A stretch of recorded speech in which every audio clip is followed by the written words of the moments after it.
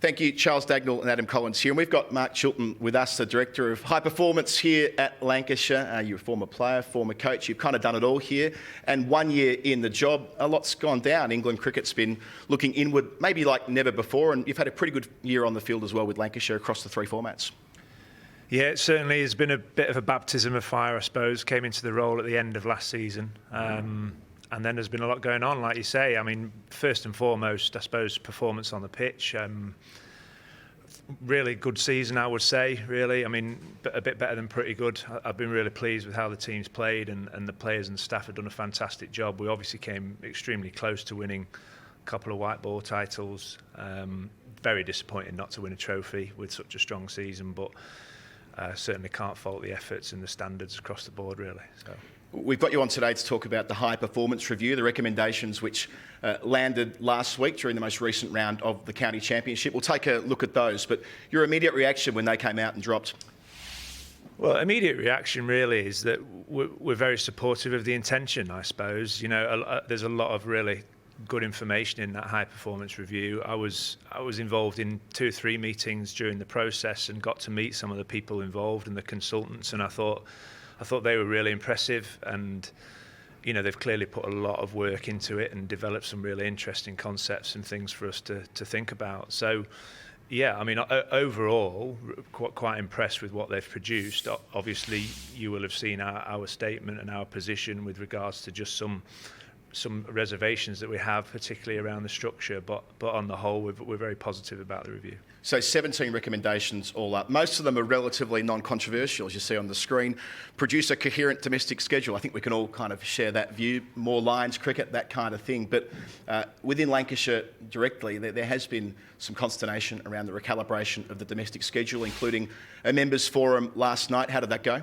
Yeah, it went pretty well, to be honest. I mean, we've reached out to the members over the last sort of 3 months 2 or 3 times, partly to try and give some information from our side, from the cricket expert side, around essentially where we're currently at not being sustainable, really. I think there's been a lot of talk about that, and we're in agreement that the current schedule is pretty unworkable, and if we're working to try and raise standards and expect high performance out of everybody, some of the experiences that we've had this year have really challenged that. So, you know, that side of things, we're trying to get those messages across to the members who are very passionate about the traditions of Lancashire and county cricket, and rightly so. You know, there's a lot of history to go behind that. But I suppose one of the things I talked about yesterday was essentially there has to be a compromise, and we have to work together to try and find that. But both as, you know, people who are in charge of running an elite sports team, to members, to the ECB, and somehow we have to just keep the communication lines open to try and bring those 3 parties together. You mentioned about the challenges that you've faced over the course of the season, and those that you've actually sort of said those to members, and trying to give an indication of what those challenges have been.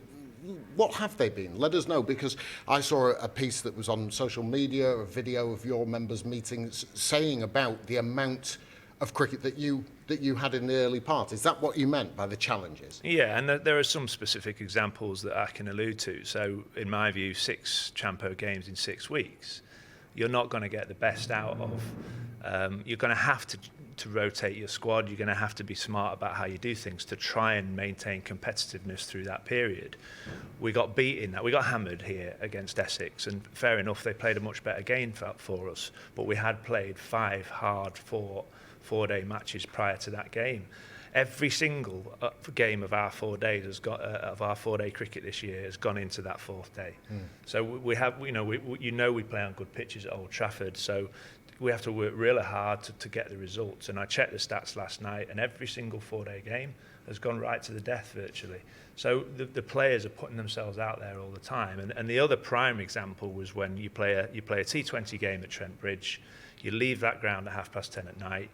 You get back at 1 o'clock, we put them in the hotel, and they started at 2:30 the next day. You know, that they're not getting enough sleep, they're not getting enough recovery, we haven't had time to review the game. They are just specific examples of really what the review is trying to tackle, and rightly so, because you're not going to get high performance with a structure like that. So in your view, is that, and because this is one of the aspects of the review that Andrew Strauss has put together, he's suggesting there was a suggestion of a reduction in the amount of 4-day cricket and actually T20 cricket. That's what some of the suggestions are.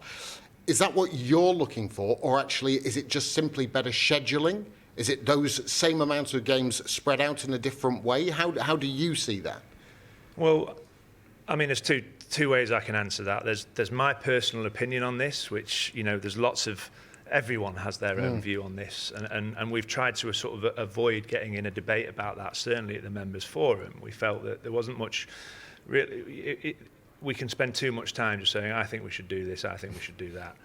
Ultimately, what do I think and what do we as a club think? There is probably slightly too much cricket. You know, 79 days cricket, I think, which is what the review says. That's probably just on the high side, but we're certainly not in the camp of reducing 4-day cricket significantly. You know, for players to get better, we do appreciate, and we feel, and I feel, that they need to play the game. It's just somehow how we make the structure work. Everybody knows the challenges we've got with that, with the 100 sitting in the prime part of the season. And ultimately, my view is it's compromise again. We're not going to get the ideal situation. Everyone sort of acknowledges that, but we have to try and find a workable compromise that does look after particularly the players. I think they are key to this.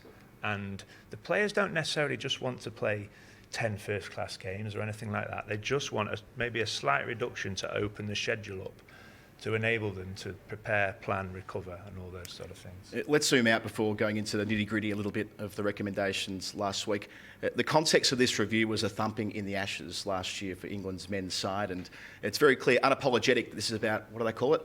What it takes to win is the acronym throughout the course of the Strauss review, or the high performance review. But that doesn't necessarily align with what will be in the interest of 18 counties. It feels like there are two distinctly separate streams going on here. Yeah, and I would say that's a really important point to raise, really, is that I suppose the high performance review, from my position as a director of cricket of a county, is very much through raising standards for England. And have we actually thought about the consequences through the county? What it takes to win here is very different to what it takes to win at another county and what it takes to win in Australia. So what does what it takes to win mean? It depends what context you're working in. Where I would like to see some real attention, and I suppose this is one of the areas that I would really push for some further, is pitches. You know we play on one of the best pitches here, and we know that develops good cricketers, and that for me would be a key driver. I know it's in the review, but how are we going to do that? And I suppose we would just want to dig a little bit deeper around some aspects of that. We believe, and I strongly believe, that playing on good pitches will over time raise standards of individual players. And I think, Colo, the other thing is that what Mark Chilton or what Lancashire need to happen is completely different to how perhaps Sussex or Kent or Northamptonshire would actually look at this thing. We've already seen a huge amount of reaction from the chief executives and some of the chairs of some of the smaller counties, and their reaction has been quite, it's been quite full on in their casting aside of what these reviews are or what it would mean to them as smaller counties. And I think that has to also be taken into consideration again. You know, if they are going to reduce games, especially in T20 cricket, the money that is lost for a smaller county, that is their biggest source of income. So it's interesting how a lot of these smaller counties are sort of being or thought of, or they believe they're going to be rendered irrelevant. And I think they will look at things slightly different than a test match county that Lancashire is, or Trent Bridge, or wherever. The one thing, and this is where I would put my spin on this, the overriding objective in my mind of county cricket is to develop cricketers. And when we are faced with these challenging decisions where we know we've got to wrestle some levers and find some compromise, but when it's a really 50-50 call, what tips it over the edge? And for me, it's development. That's why we exist as counties. It's one of the core purposes of what a county should be here for, to work within its catchment, within its communities, to build the talent and to develop cricketers. And now we don't just develop cricketers for international cricket now, we develop cricketers for global markets and franchise, and that's okay. But that's one of our core purposes as a county club.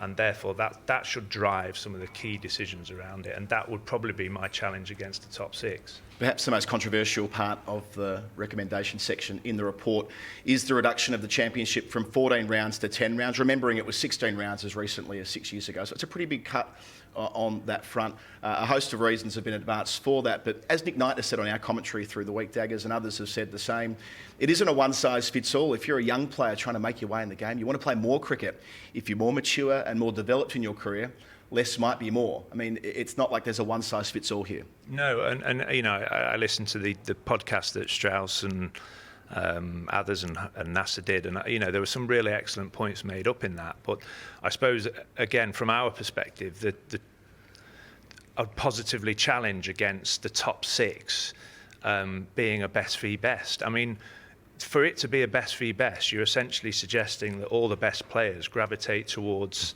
those six clubs every year. I'm not sure that's what we want. We still want to encourage counties to develop their own talent. And so, yes, I understand that in the short term, by raising standards, you're going to funnel the best teams up into that top six. But the only thing that's going to do, in my mind, is create some short-termism decisions for people like myself and our head coach, who's going to be thinking, actually, we've got a lot of good young players here, but geez, we've got to stay in this top division. So let's it makes it so much harder to get back, doesn't it? I mean, Lancashire have been relegated after winning the comp in 2011, famously. And if you get stuck in one of the two second divisions, as they'll be renamed, with the kind of Premier Six, it could take years to get back, and it might, as you say, the price signals will change in Division 1 for short-term thinking. That can't be ideal. Exactly right. I think it's a really good point. If you come down into those conferences, you've not only got to win the conference, but then you've got to win your playoff to get back into that top six. So the requirement to stay in that top six, particularly for big clubs and ambitious clubs, like we get a lot of expectation from board and members, and that's fair enough. Nobody's arguing against that. But that will impact decision making, and it will impact our decision around a young player who's showing a bit of talent to say, actually, we know what we're going to get from this experienced guy over these next 3 or 4 months. I'm not sure that's where we want to be. So in the short term, I can see that there is a slight raising of standards because the best 6 teams will be in the division in 2024. But actually, just a little bit further term, medium and long term, you're not getting those talented players the opportunities.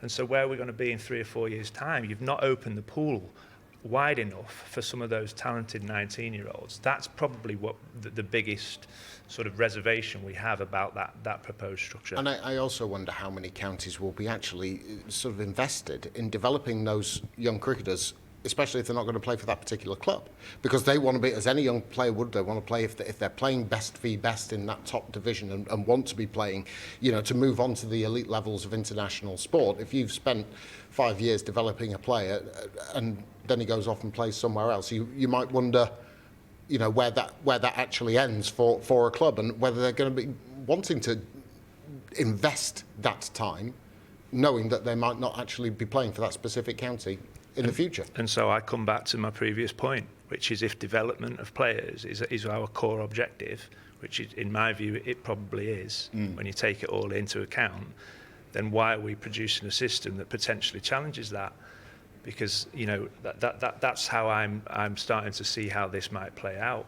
And of course, this is happening at the same time that a 4th competition is being brought in and safeguarded. We saw the recommendations before that the 100 will have its window throughout August. But I referred to your membership base earlier, one of the 15 clubs where they do control their own destiny to an extent. The members' forums you've been having, the fact that they've been trying to get themselves a special general meeting at some stage. But Andrew Strauss is pretty clear in his report that it's not about the 100, it's about the broader world that we're now living in, not just in domestic cricket, but international cricket. He's spoken about how younger players might have their heads turned by overseas domestic T20 competitions if they can't get the policy settings right for domestic cricket here. Do you share those concerns? Yeah, I suppose I do, yeah. But, you know, they still need county cricket to elevate them to those markets. So there's still a desperate need for what we do to develop cricketers. So yes, they are concerns, and I mean, how we protect them, certainly from my perspective now, if they're interested in going to franchise, it's pretty difficult to sort of put a barrier in their way. You have to try and see it as a positive to say they're going to broaden the experience. The challenge will be if it starts to impact our domestic season any more significantly than it does already. It's hard enough managing a squad of players with IPL and 100 impact, never mind, a potential USA Major League or whatever, all of a sudden that could be a game changer. So I definitely think we have to try and protect it, but we also have to try and incentivize them to play other formats. And there's been a lot of talk about that. That's why I'd be in favour of the 50 moving to the start of the year. I think that's a good game for young players to play. And I suppose one other thought that I have is that T20 market, as much as there is a lot of it, it's starting to get very competitive. It's a very competitive marketplace, and to be a young player to stick all your eggs in that basket, it's pretty brave, because you could get in there very quick, but you could also drop very quick, and that's why we should be trying to incentivise 50 over and protect the red ball game. So we're seeing here the county championship where we've talked about the top tier of 6 teams, but the very fact that the championship won't be played in August, there'll be these festival weeks that have been referred to. For about 40 years, they've been saying that Yorkshire and Lancashire should play a series against each other in the middle of the summer. Occasionally that was the case in decades gone by. But do you think if they do replace championship cricket with some version of festival cricket in August, that it will be relevant, or will it be glorified exhibition cricket? I mean, we spent a number of minutes talking about compromise. Richard Thompson, the new boss of the ECB, has done an interview today using that word repeatedly. Might the compromise simply be that the championship is played in August? Yeah, and I think that's the key pinch point, really, isn't it? And one of our, if you sit in our members' forum last night, it's pretty obvious that as much as a Roses Trophy has a degree of appeal, I think they want to see that linked to the championship, and I'm really in the balance on that. That's a really tough call. People talk about, I suppose one of my views is people talk about the integrity of the county championship competition, and if you play it under the 100, then you're really impacting that. To be honest, the championship gets affected anyway. Yeah. It gets compromised as it currently stands. It gets compromised by being played in April. It was foggy this morning. We might just about start on time, but we're playing in the last week of September. So there's a number of elements that compromise your chances of building a championship winning team. I certainly don't want to take that anything away from Surrey, who I think have been the best team this year. But we've all got to accept that 4-day cricket, there's an element of that anyway. Yeah, so would you say that in with the England games earlier on in the year, when England now need practically 2 squads. They need a test squad and they need a white ball squad. And when they were playing test matches earlier this summer, they also had games over in the Netherlands, and you're losing players, and counties throughout are losing players, maybe 35, 36 players in total during that championship. So that affects it too. Yeah, absolutely. I mean, that's the obvious one is the player availability, isn't it? And if you look at how we've managed our squad through the 3 competitions this year, other than the 50, which actually is the one competition where you get a stable group of players because it's very clear where people are playing. The other 2 are compromised right through the middle of the blast. There was the Netherlands one-day series. That's probably going to carry on. And at the minute, again, that's why we have further questions to add, because there's no ECB fixtures overlaid the county schedule next year. We've no idea what we're working to at the minute. So this idea of best v best in a 6-team, top county championship, for me, I can't necessarily see that happening. So come back to the core purpose of county cricket, which is developing players, and how can we create a system that is going to encourage the continued development of young English.